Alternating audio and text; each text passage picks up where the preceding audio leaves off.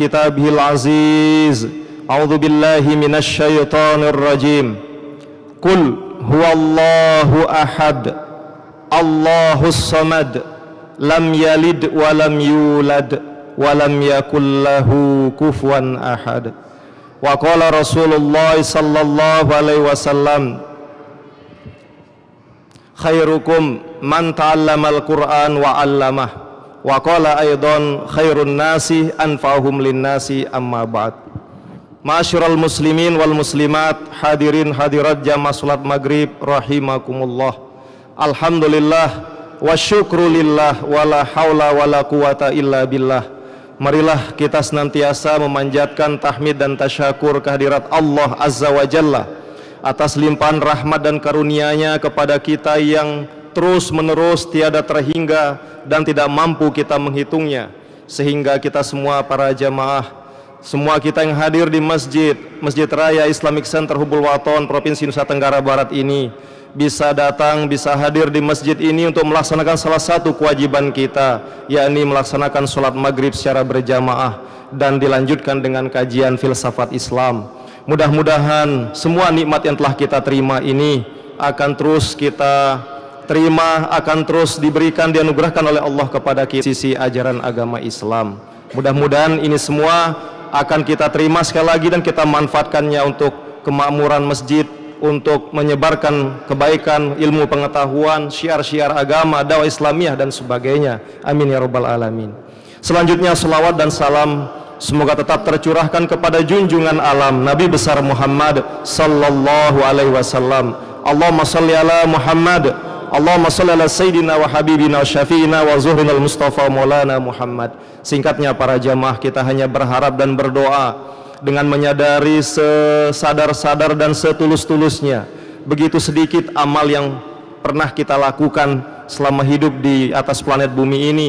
Namun dengan harapan meskipun amal kita sedikit, hanya doa mudah-mudahan syafaat dari baginda Rasul Muhammad SAW kita dapatkan di hari kiamat kelak, sehingga kita berhak masuk surga, dan tentunya yang paling penting adalah mendapat ridha Allah Subhanahu wa taala. Amin ya rabbal alamin.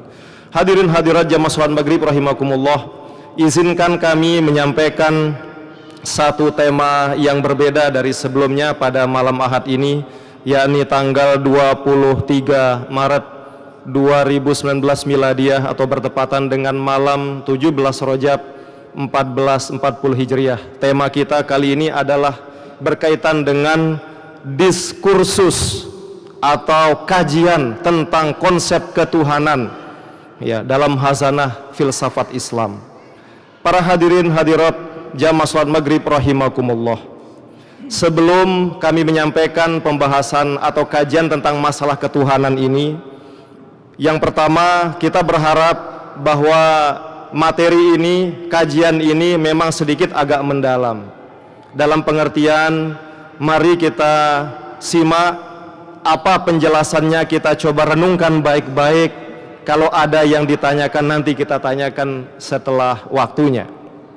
Jadi memang karena kalau kita berbicara tentang filsafat, apalagi menyangkut masalah Tuhan, pasti banyak pertanyaan, boleh jadi juga banyak protes di sana. Kenapa Tuhan dibahas? Kemarin sudah ulama dibahas, kok sekarang pindah ke masalah Tuhan begitu? Ya, jadi memang sebetulnya sudah lama ini kami sampaikan, tetapi karena waktu itu isu nasional muncul, banyak pertanyaan, siapa sih ulama yang sebenarnya? Akhirnya persoalan masalah eksistensi, hakikat Tuhan ini dan tanda kutip kami pindahkan ke belakang, yakni pada malam ini. Karena ini ada masalah penting yang perlu kita bahas tentang ya pandangan agama, pandangan Al-Quran tentang ulama yang sebenarnya, fungsinya, kemudian jika terjadi krisis ulama apa yang mungkin dilakukan. Nah itulah yang kita sampaikan sebelumnya, sehingga sekarang kita bahas tentang masalah hakikat ketuhanan. Ini yang pertama. Yang kedua, ini juga menemukan momentumnya para jamaah. Kenapa? Karena 2 atau 3 minggu sebelumnya ya warga muslim di Indonesia, ya mungkin Pelungguh juga tahu itu dan pernah ditanyakan dalam pertemuan sebelumnya, ribut ya, hingar-bingar di sana terkait dengan konsep kafir yang sebenarnya. Siapa sih kafir yang sebenarnya? Atau bolehkah kita mengatakan non muslim atau orang yang di luar agama Islam otomatis kafir. Misalnya kita punya teman yang tidak beragama Islam dan kebetulan dia adalah salah satu pemeluk agama samawi lainnya. Misalnya dia pemeluk Kristen, pemeluk agama atau Yahudi. Kita katakan dia kafir, bisa enggak? Atau di luar dari itu misalnya, anggaplah Yahudi dan Nasrani atau Kristen dan Yahudi itu adalah satu keluarga besar dari agama samawi, agama langit. Tidak kita katakan kafir. Tapi kita panggil yang di luar ini, seperti misalnya saudara kita dari atau pemeluk Hindu, Buddha, Konghucu dan sebagainya, kita katakan mereka kafir. Apa sah atau tidak? Nah, ini yang kemudian memunculkan keinginan kami untuk membahas masalah ketuhanan ini. Sekali lagi para jamaah, memang ya, pembahasan tentang ketuhanan ini membutuhkan sekali lagi penelitian dan kajian yang serius.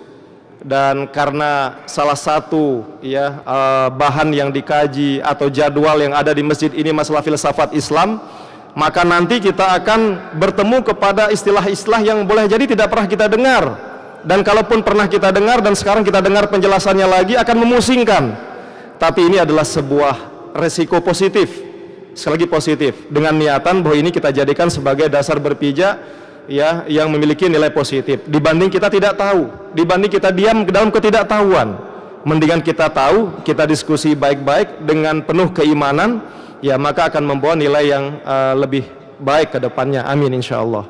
Para hadirin hadirat jamaah salat maghrib rahimakumullah, sebelum kami lanjut tentang masalah ketuhanan ini, kami teringat sekitar 10 tahun yang lalu itu ada kebijakan dari presiden saat itu yang masih Bapak SBY jadi presiden kita, di mana saat itu melaksanakan salah satu amanah undang-undang pendidikan terkait dengan guru dan dosen, ya, Undang-Undang Nomor 14 Tahun 2005. Intinya apa? Terkait dengan guru, para jamaah, bahwa guru yang belum ya menempuh pendidikan S1 maka mereka wajib S1.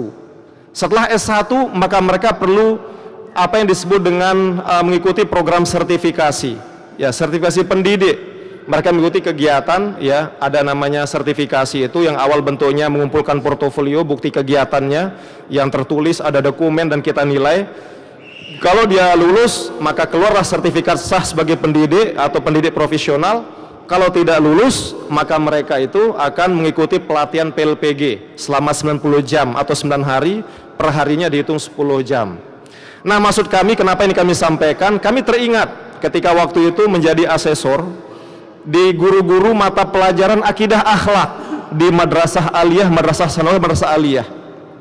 Salah satu pertanyaan besar dan butuh diskusi memang dan mirip dengan materi kita malam ini terkait dengan ada beberapa siswa atau murid yang memiliki pemikiran yang kritis, yang sangat tinggi. Ya, mereka bertanya kepada guru, wahai ustadz, wahai bapak guru atau ibu guru, bagaimana cara kita membuktikan adanya Tuhan? Tuhan kan sesuatu tidak bisa dilihat. Nah, ketika kami diskusi dengan teman kami beda agama, mereka bisa melihat, oh ini ada Tuhan bentuknya ini, ya diwujudkan, disimbolkan dengan misalnya patung, ya, kalau enggak mungkin fotonya, udah jelas, lah maaf, tabe, Allah ini bagaimana bentuk patungnya, dalam tanda kutip. Fotonya kayak apa?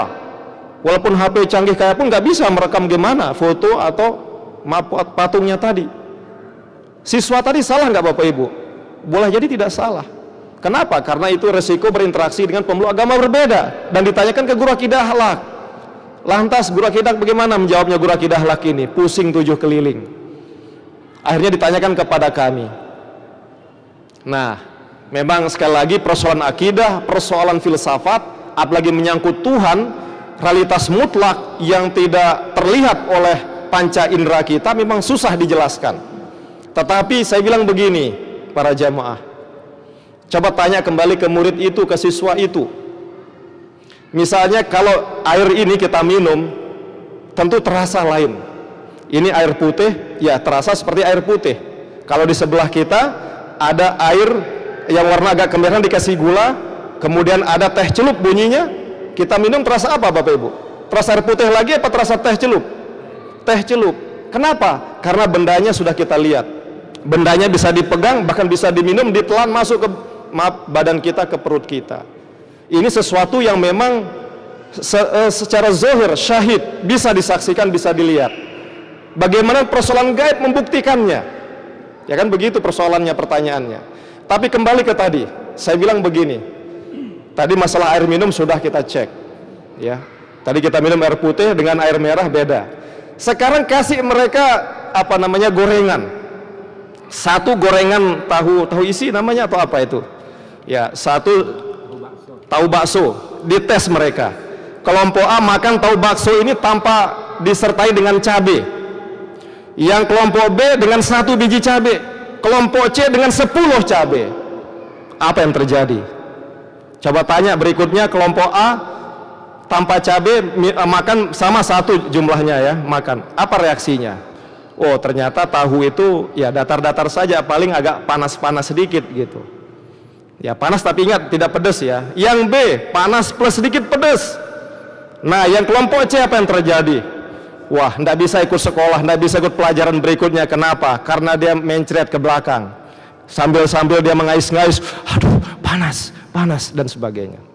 Pertanyaannya adalah, ketika kita melihat cabai ini kan memberi efek panas, pedas. Apakah bisa terlihat bentuk pedas itu? Mungkin tidak. Tetapi pertanyaan lagi, apakah dia goib? Bisa jadi tidak goib. Dan bisa jadi goib. Yang namanya goib kan hilang dari pandangan manusia, itu namanya goib secara bahasa. Nah, tapi yang jelas bisa kita rasakan, pedas itu ada dan bahkan menyakitkan. Kalau mau bahkan kita tantang, tapi ini juga melanggar HAM kita bilang. Bapak Ibu ambil cok listrik, ya salurkan di dalam kelas. Ya, kemudian gunakan obeng. Yang kalau kita untuk mengecek listrik itu kan ada taspen ya, maaf, taspen bukan obeng ya. Yang ujungnya jadi obeng juga bisa. Taspen yang nyala apinya warna ini. Kita tes. Kok aliran listrik ini bisa menimbulkan warna di dalam taspen itu? Kenapa? Karena dia memberikan efek aliran listrik ke dalam taspen itu. Nah, ini bagi taspen reaksinya. Sekarang berani nggak tangan kita ini memegang ini aliran listrik ini? Kalau untuk mencoba mestinya berani harusnya. Tapi pertanyaan berapa menit mampu bertahan? Apalagi tegangannya ya masih kecil lah, tapi kalau tegangannya tinggi wah bahaya, bisa-bisa coklat wajahnya kan begitu. Tapi singkat kata para jamaah rahimakumullah, intinya dari apa yang bisa kita saksikan itu seperti energi panas yang dihasilkan oleh cabai, yang kedua dari aliran listrik, maka dapat kita simpulkan tidak semua yang tidak bisa disaksikan oleh mata kita itu tidak ada. Sekali lagi, tidak semua yang tidak bisa disaksikan oleh mata kita itu bahwa benda itu tidak ada. Dia pasti ada, ya. Tetapi keadaannya, keberadaannya itu tidak disaksikan oleh mata, tapi dirasakan oleh anggota badan kita yang lain. Ya, mungkin seperti kulit kita merasakan, atau oleh getaran darah kita, atau oleh ujung jari kita yang megang aliran listrik tadi. Ini kesimpulan utamanya. Jadi bagi umat Islam, Allah betul secara zohir tidak bisa kita lihat.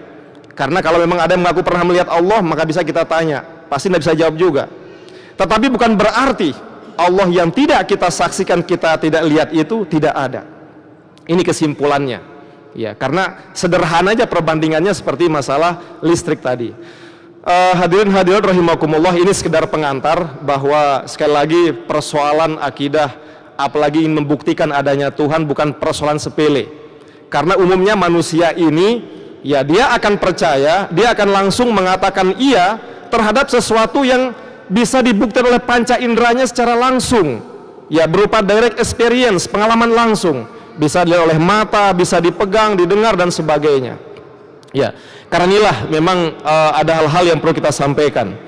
Nah, hadirin hadirin rahimakumullah, berikutnya dalam sebuah kesempatan pernah salah satu sahabat Rasul yang bernama Ali bin Abi Thalib karramallahu wajhah.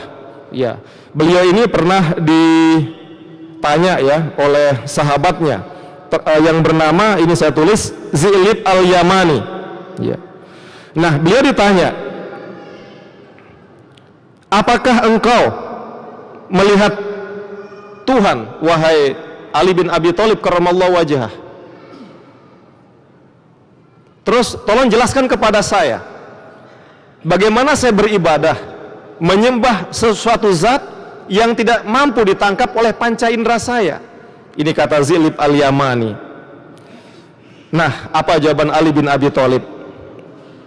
Jadi bagaimana engkau mengenal Tuhan sedangkan dia Tuhan itu tidak dapat ditangkap oleh mata biasa manusia. Sekali lagi, kalau makna ma'rifatullah itu hanya sekedar melihat baru kita percaya, maka siapapun tidak akan bisa melakukan itu, para jamaah. Kenapa? Allah tidak bisa ditangkap dengan mata biasa secara langsung. Karena itulah kata Ali bin Abi Thalib, ya, untuk ma'rifatullah ini dibutuhkan akal yang sehat disertai dengan keimanan yang mendalam. Sekali lagi, untuk ma'rifatullah, mengenal Allah, tidak memerlukan penglihatan mata zahir biasa. Karena kalau ini alatnya, maka sungguh kita semua tidak mampu. Kenapa? Yang dibutuhkan di sini adalah akal sehat disertai dengan iman yang hakiki terhadap Allah Subhanahu wa taala. Nah, dalam hal ini para jamaah rahimakumullah, untuk menguatkan pengalaman dan dialog dari sahabat Ali bin Abi Thalib ini, pernah salah seorang penulis hebat barat yang bernama Karen Armstrong, ya, dia menulis buku yang sangat aneh judulnya, tetapi sangat penting dalam wacana mengenal Tuhan, tidak hanya dalam agama Islam, tetapi baik di agama Yahudi maupun di agama Nasrani. Judul buku yang terkenal itu adalah History of God, sejarah Tuhan. History of God, sejarah Tuhan. Kalau Presiden pertama Soekarno punya sejarah, lahir tahun sekian, wafat tahun sekian, jelas karena manusia, ada akte kelahirannya. Kalau udah meninggal, ada surat keterangan meninggal dari kepala desa mungkin ya, kalau ada, atau wali kota, atau apalah seperti itu. Tetapi masalah soal Tuhan ini, sejarah Tuhan. Nah, dilanjutkan di bukunya itu, The 4,000 Year Quest of Judaism, Christianity and Islam. Jadi sejarah Tuhan ternyata apa? Dia memaparkan pengalaman 4.000 tahun.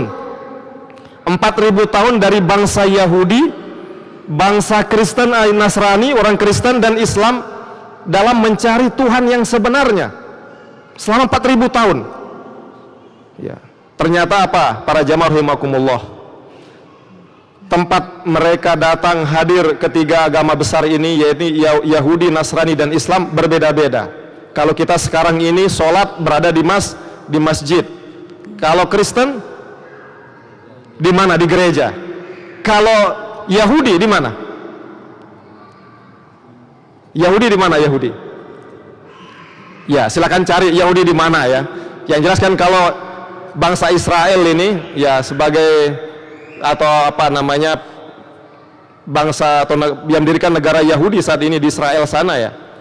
Negara Israel Yahudi itu, jadi mereka juga tentu beribadah kepada Allah juga, karena mereka adalah agama samawi dan tempatnya bukan di gereja dan bukan di masjid. Kalau Kristen itu di gereja, Islam ini di masjid. Selama 4.000 tahun apa kata Karen Armstrong? Kesimpulannya apa? Ternyata setiap pemeluk agama ini memiliki kesimpulan yang berbeda terkait dengan konsep Tuhan yang sebenarnya. Itu disesuaikan dengan kondisi dan akal pikiran mereka. Tidak usah jauh-jauh, maaf hadirin rahimakumullah, kita ini saja. Mungkin di antara kita ini ada yang jalur pendidikannya di madrasah saja, ada yang tidak sempat kuliah, yang lainnya ada di SMA tidak sempat kuliah tapi di perguruan tinggi umum. Ada juga yang pernah di SMA kemudian kuliah di perguruan tinggi Islam.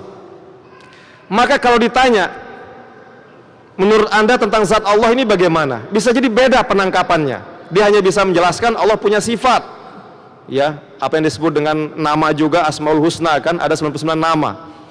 Tetapi intinya ternyata menurut si Karen Armstrong ini, para jamaah, semua umat manusia ini dalam tiga agama berbeda ini, mereka tidak mampu mengenal hakikat Tuhan, zat Tuhan.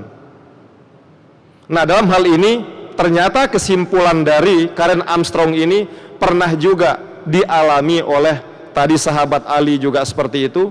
Pernah sebelum Ali juga Abu Bakar As-Siddiq pernah ditanya oleh sahabat yang lain, wahai Abu Bakar, bagaimana engkau mengenal Tuhan, bagaimana engkau mengenal Allah? Jawaban Abu Bakar As-Siddiq, para jamaah, saya mengenal Allah dengan Allah. Artinya apa? Allah pasti ada, itu sebabnya kita mengenalnya. Seandainya Allah tidak ada, kita tidak akan mengenalnya. Lah, tetapi Anda kok menjawab seperti itu? Berarti Anda tidak mampu mencapai hakikat tentang pemahaman Anda yang sempurna tentang Allah. Apa jawaban dari Abu Bakar As-Siddiq ya radhiyallahu an? Al-ajzu anil idraki idrakun. Sekali lagi, al-ajzu anil idraki idrakun. Apa katanya? Ketidakmampuan kita, kelemahan kita untuk menangkap hakikat Allah, itulah pengetahuan yang sebenarnya. Gimana kira-kira, bisa masuk nggak di pikiran kita?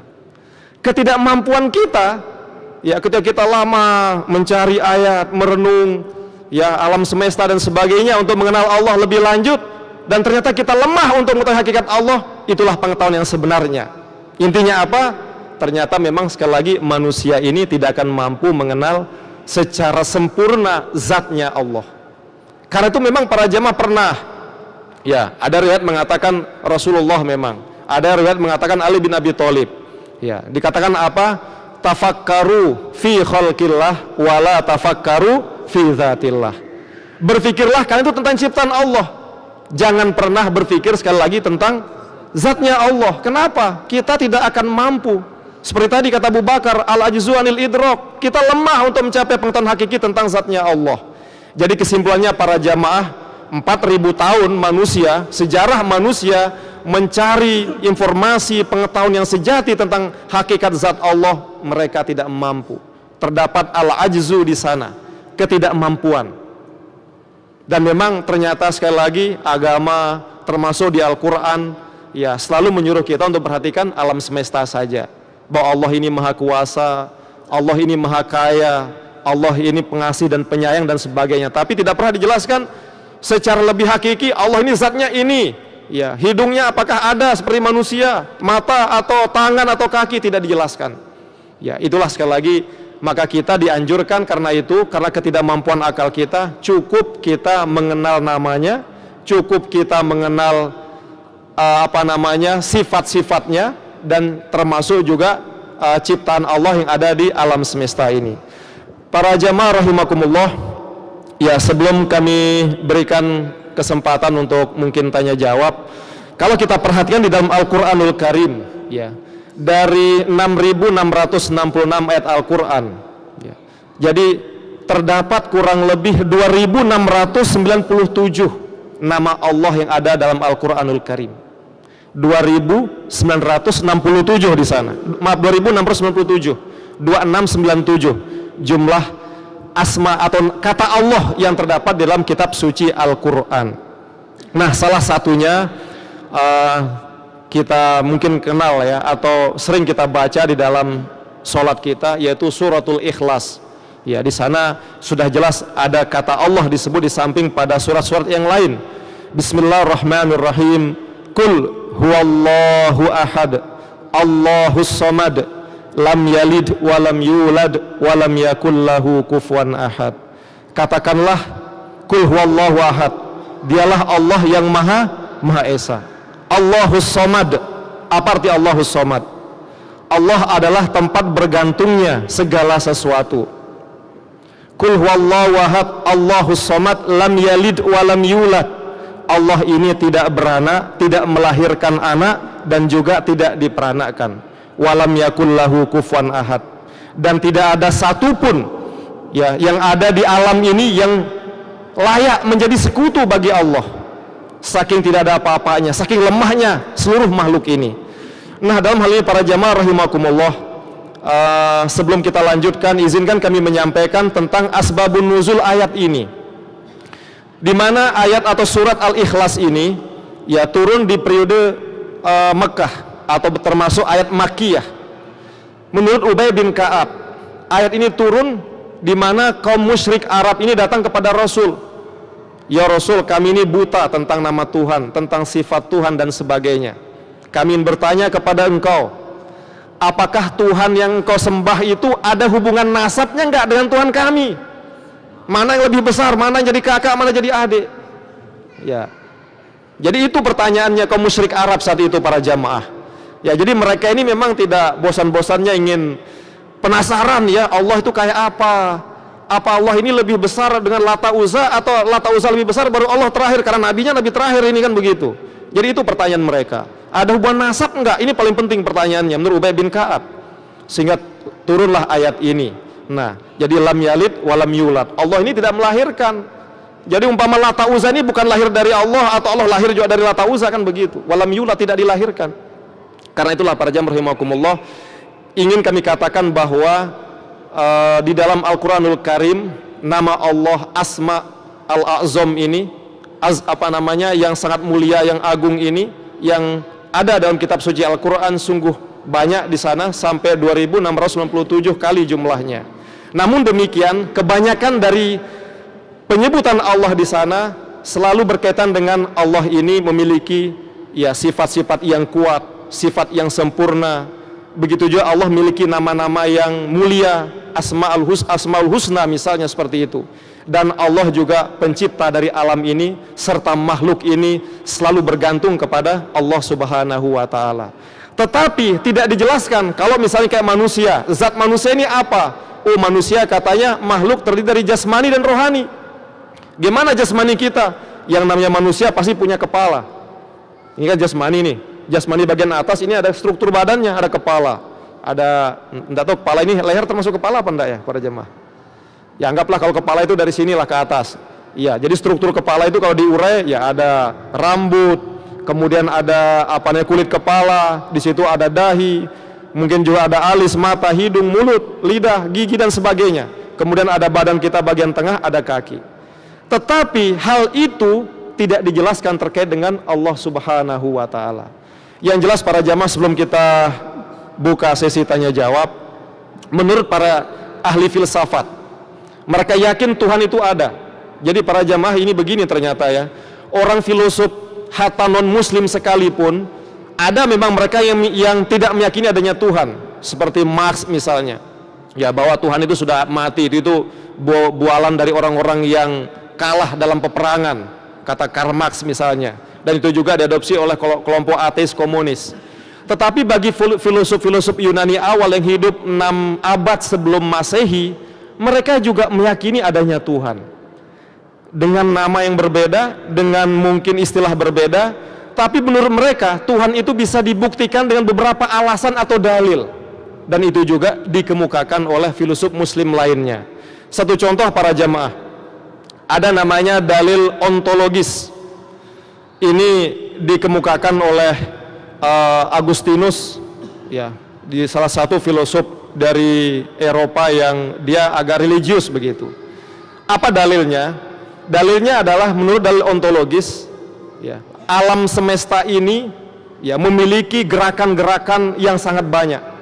Semua ini bergerak.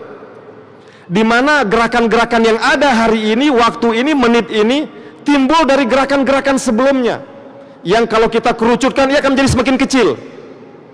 Ya misalnya sekarang 2019 nih, ya jumlah gerakan, jumlah manusia umpama 6,5 miliar. 1 miliar manusia saja dalam sehari berapa kali bergerak dari bangun tidur. Saat tidur pun kita bergerak apa enggak ya? Paling tidak ini hidung kita juga bergerak, turun naik nafas. Belum lagi yang ngoroknya agak besar kan, keluar gerakan dari lidah, dari mana mulut dan sebagainya. Itu manusia, belum hewan dan sebagainya. Nah, mengerucut 1000 tahun ke depan, jumlah manusia lebih banyak, lebih sedikit Bapak Ibu? Tentu lebih sedikit. 1000 tahun berikutnya, sampai Nabi Adam umpamanya, hanya satu manusia Adam saja. Pasti gerakan dari manusia saja hanya Adam yang bergerak, belum ada yang lain. Muncul 1000 tahun sebelum lahirnya Adam, apa yang ada? Ya yang kita tahu katanya alam ini sudah ada, hewan, tumbuhan sudah ada sebelum manusia. Sampai titik nol sebelum lahirnya gerakan ini, maka tidak ada lain, yang ada pasti Tuhan katanya. Dia adalah penggerak pertama, al-muharrik al-awal kalau diarabkan. Jadi Tuhanlah pencipta gerakan ini. Ya, ini dalam dalil ontologis. Kemudian yang berikutnya para hadirin rahimakumullah, kalau menurut Ibnu Rushd, salah satu filosof muslim yang terkenal juga dan beliau juga ahli fikih yang menulis kitab Bidayatul Mujtahid, beliau menggunakan dalil inayah wal ikhtira. Dalil inayah wal ikhtira ini apa artinya? Dalil alam semesta, tentang ciptaan alam ini dan pemeliharaannya. Apa kata beliau? Secara logika, alam ini dari awal lahirnya, kalau kita menggunakan teori Big Bang dentuman pertama sehingga dari situ berproses alam ini para jamaah, ada zat yang pasti memelihara alam ini. Kenapa? Dia terlihat begitu teratur, begitu indah. Ya, dia memukau siapapun yang memandangnya. Ya, apalagi kalau zaman sekarang dan lahirnya satelit yang begitu hebat. Ya, ternyata kita tahu bahwa matahari tidak hanya satu di alam ini, tetapi boleh jadi jumlahnya miliaran tidak terhitung. Artinya itu membuat takjub manusia. Pasti ada yang menciptakan dan memeliharanya. Dan di dalam suratul Fatihah Allah tegaskan, Alhamdulillahi Rabbil Alamin. Apa arti Rob? Kita sering terjemahkan sebagai Tuhan saja. Rob ini banyak. Ya, makanya guru juga disebut Murabbi. Kenapa? Dia pemelihara. Pemelihara fisik, pemelihara jiwa muridnya. Allah adalah Rob. Bukan hanya berarti Tuhan. Allah adalah pemelihara alam ini. Ya, jadi seandainya Allah tidak memelihara alam ini, para jamaah, umpama nih logika dari dalil ikhtira, dalil inayah wal ikhtira ini, 1 menit saja umpama dan tanda kutip Allah atau Tuhan ini lalai, maka pasti hancur alam ini, pasti bentrokan satu sama lain. Bisa jadi dalil-dalil alam fisika yang ada dalamnya akan hancur, akan bentrok, kiamat pasti terjadi sebelum waktunya.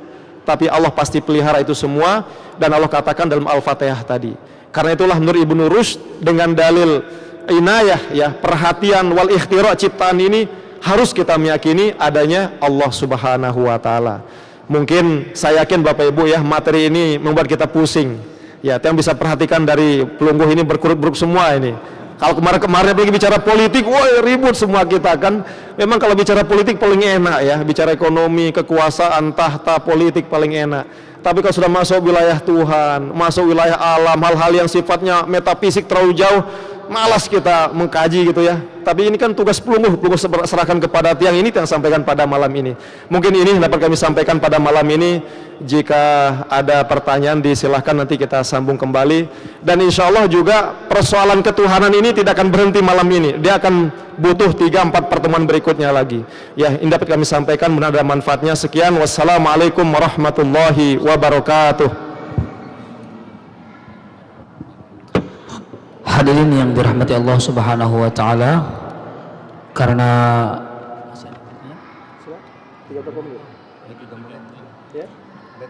baik, kita punya waktu tinggal 3 menit saja, mungkin 1 pertanyaan saja untuk mewakili.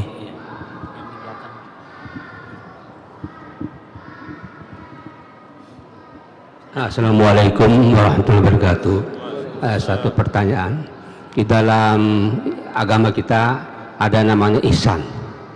Ihsan itu antabudallah ka'annaka tarahu wa illam takun tarahu fa innahu yaraka. Antabudallah, kita menyembah Allah seakan-akan kita melihat Allah. Tapi jika kamu tidak melihat Allah, yakinilah bahwa Allah itu akan melihat kita. Bagaimana proses caranya kita dalam ibadah itu melihat Allah?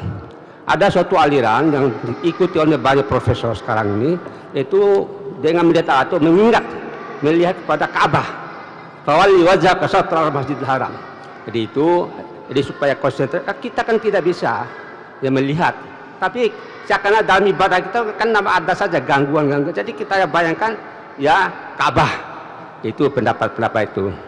Yang kedua, jadi ajaran Israel itu kan Nabi Musa sendiri kan minta kepada Allah supaya memperlihatkan dirinya. Saya ingin melihat engkau, kata Allah, kamu tidak bisa melihat aku, tapi pandang ke gunung itu. Allah mewujudkan wajah di gunung tapi hancur. Nabi Musa pingsan. Oh, penjelasannya.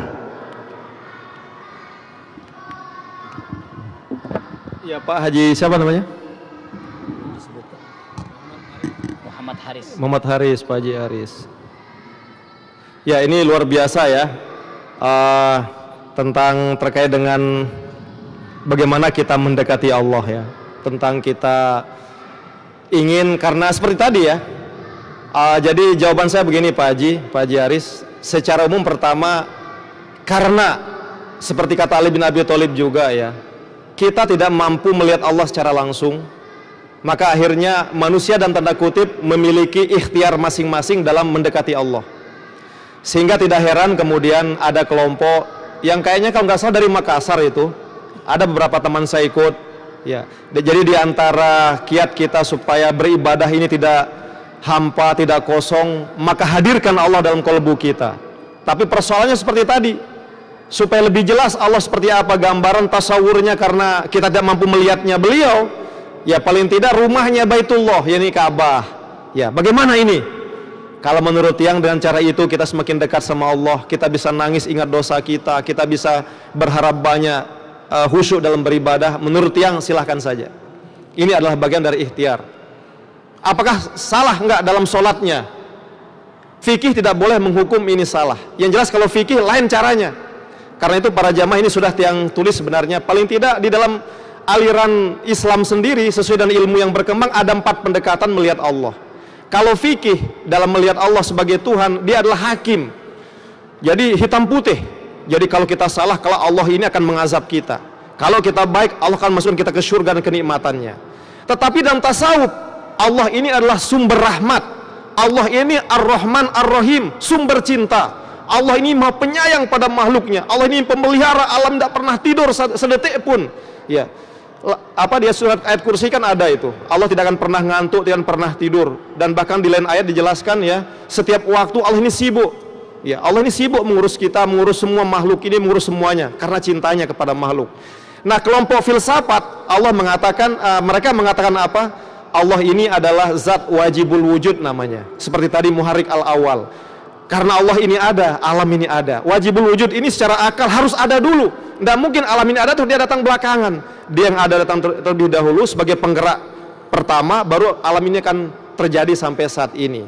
Nah, ada juga misalnya di aliran filsafat, tasawuf, fikih, dan teologi. Kalau teologi ini ada Tuhan ini adalah sebagai Khalik, pencipta yang wajib kita imani dalam surat Ikhlas tadi. Jadi dalam Islam sendiri ada 4 kalangan semacam itu Pak Haji ya. Tapi minggu depan atau pertemuan berikutnya kita akan bahas lagi.